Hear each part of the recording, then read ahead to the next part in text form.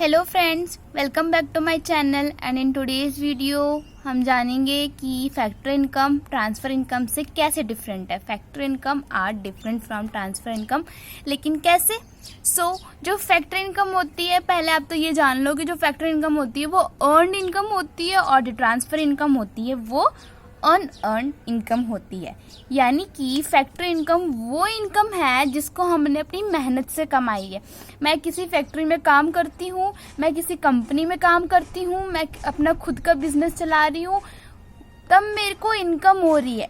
मैं खुद की मेहनत से इनकम जनरेट कर रही हूँ, उसके बदले मेरे पास सैलरी आ रही है, मान लो कमीशन आ रहा है, कुछ भी आ रहा है, वो मेरी इनकम है, वो मैंने खुद की मेहनत से कमाई है, वो मेरी अर्नड इनकम है, यानी कि कमाई हुई इनकम।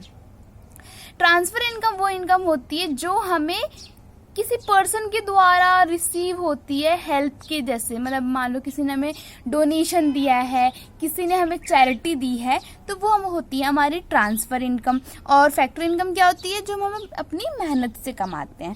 ठीक है, तो पिछले वीडियो में यानी कि पार्ट 1 में हमने देखा था कि नेशनल इनकम क्या होता है, फैक्टर इनकम क्या होता है, और आज इस वीडियो में हमने ये भी जान लिया कि फैक्टर इनकम क्या होती है, ट्रांसफर इनकम क्या होती है।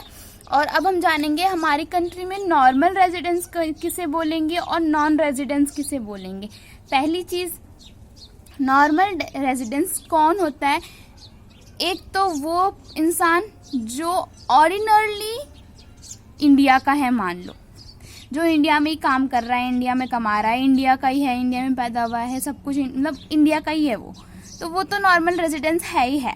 दूसरा, जिसका मान लो वो जो कमा रहा है, मान लो कि कोई फॉरेन का है, लेकिन जो वो कमा रहा है उसकी वो इनकम, जो उसका इकोनॉमिक इंटरेस्ट है, वो इंडिया के नेशनल इनकम में इंक्लूड हो रहा है। अगर कोई फॉरेनर यहाँ आके कमाता है, उसका जो इकोनॉमिक इंटरेस्ट है, वो जो कमा रहा है, वो चीज़ इंडिया के नेशनल इनकम में इंक्लूड होती है, उसे हम कहते हैं नॉर्मल रेजिडेंस ऑफ इंडिया।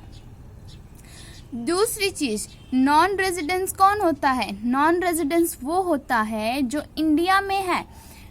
मान लो कोई फॉरेनर आता है, अपनी कंपनी इंडिया में स्टैब्लिश कर रहा है, इंडिया में उसने कंपनी को स्टैब्लिश की है, लेकिन वो जो कमाता है वो उसका कमाया हुआ कहाँ जाता है? वो अपने देश, मान लो यूएस से आया है, वो यूएस में ही उसका जो भी वो कमा रहा है वहाँ पे कैलकुलेट हो रहा है, सारी चीज़ें जितना भी इकोनॉमिक इंटरेस्ट है वो यूएस को दे रहा है, पर कमा इंडिया में रहा है, तो वो है कौन? वो नॉन रेजिडेंस है इंडिया का। ठीक है, तो पहली चीज़, a person residing in a country for a period of 1 year, 1 साल के लिए हमारी कंट्री में रहता है, और मान लो 1 साल से ज़्यादा भी रहता है, ठीक है, वो पर्सन एक इंडियन सिटीजन नहीं होगा। मतलब वो तो सिर्फ 1 साल रह के वापस चले गए ना, वो हमारी कंट्री के सिटीजन नहीं है।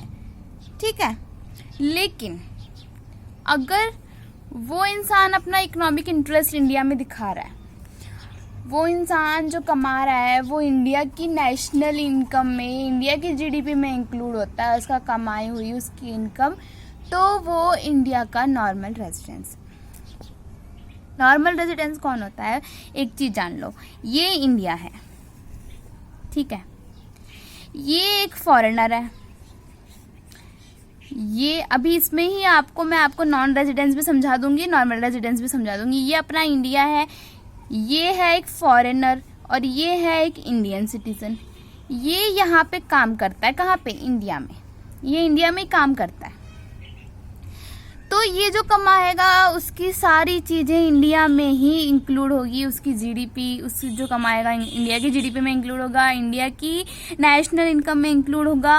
ये कौन है? ये है नॉर्मल रेजिडेंस। अब ये फॉरेनर है, ये यहाँ पे आता है, ये आया है यूएस से, ये यूएस से आया है इंडिया में, ये यहाँ आया, इसने अपनी कंपनी स्टैब्लिश कर ली, लेकिन ये जो कमा रहा है अपनी कंपनी से वो भेज रहा है यूएस में भेज दिया। तो भाई आप, यानी कि ये जो फॉरेनर है, ये जो यूएस का है, ये इंडिया का नॉर्मल रेजिडेंस नहीं है। एक इंडियन वर्कर एक फॉरेन कंपनी में काम करता है, अगर एक इंडियन वर्कर अगर एक फॉरेन कंपनी में काम करता है, और वो जो वहाँ पे कमा रहा है वो अपना कमाया हुआ इंडिया में लेके आ रहा है, इंडिया की नेशनल इनकम में इंक्लूड हो रहा है, वो नॉर्मल रेजिडेंस है इंडिया का। और अगर एक फॉरेनर इंडिया में अपनी कंपनी खोल रहा है, इंडिया में आ रहा है, इंडिया से कमा के जापान, कनाडा, यूएस लेके जा रहा है, वो इंडिया का नॉर्मल रेजिडेंस नहीं है।